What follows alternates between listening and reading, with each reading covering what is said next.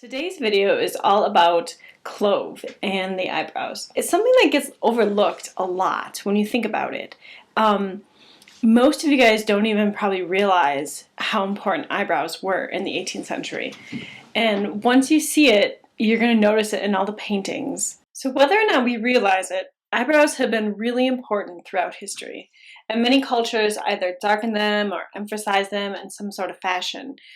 There was a time where they were gone completely, but in general, throughout history, most of the time there is some sort of emphasis on the eyebrows. So we don't really think too much about it, but even in today's society, it's a fashion to have well-groomed eyebrows that are colored in, filled in, and it's the same thing in the 18th century.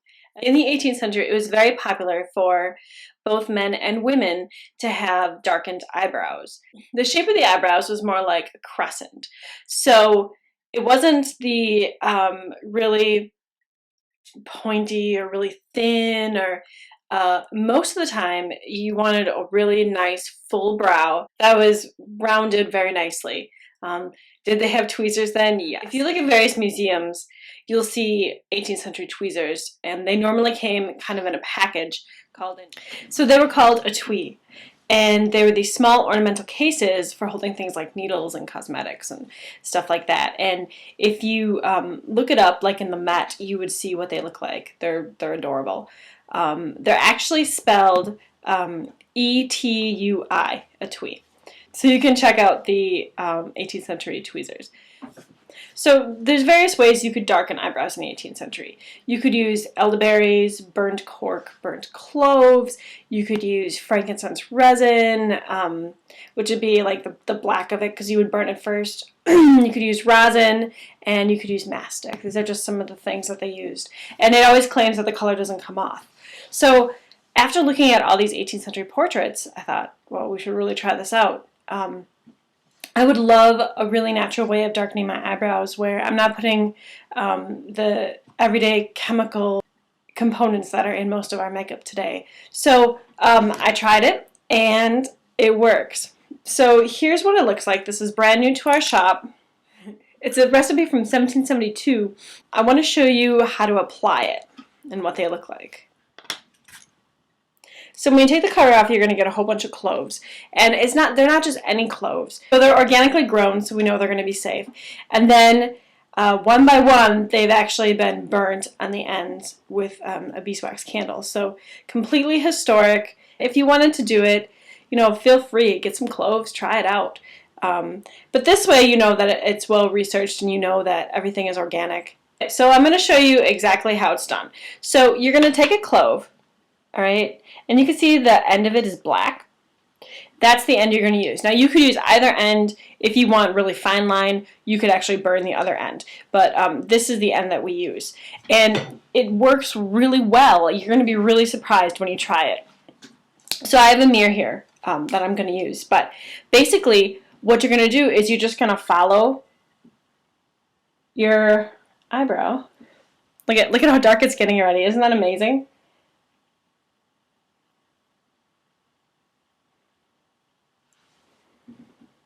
Check it out. Pretty cool, huh? And now it really depends how much pressure you put on the brow. I'll show you on this other one, but if you really want dark brows, put the pressure on. If you want light brows, don't put as much pressure on when you're doing them here. I'll do a light brow for you. Can you see the difference? So you can get a lot of different shades with this, and don't be worried that it's going to be like completely black. It's not going to be completely black. It's like a dark brownish black-ish. But what I found, we've tested it on quite a few people, and what I found is that unless you have really, really blonde hair, and it's going to look weird because it's kind of dark, it's going to blend in with your hair color. Most of us aren't natural blondes, but check it out, and I'm going to just make this other one a little bit darker.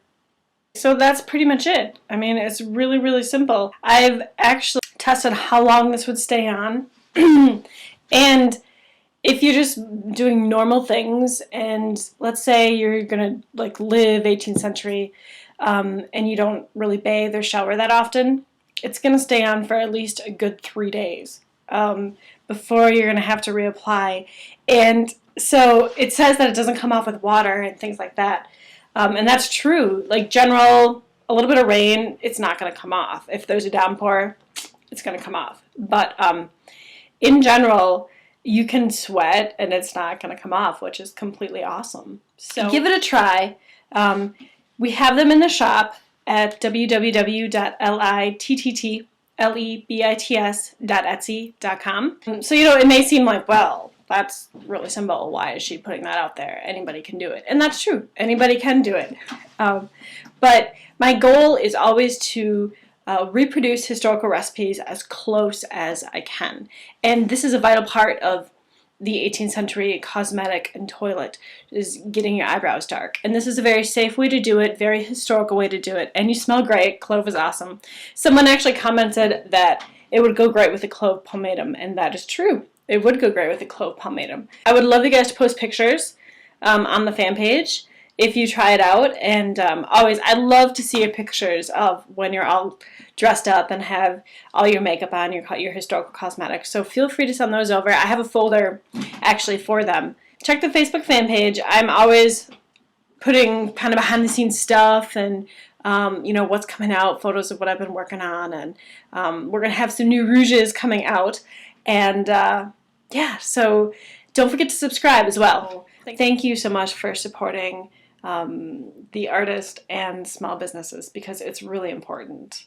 So thanks.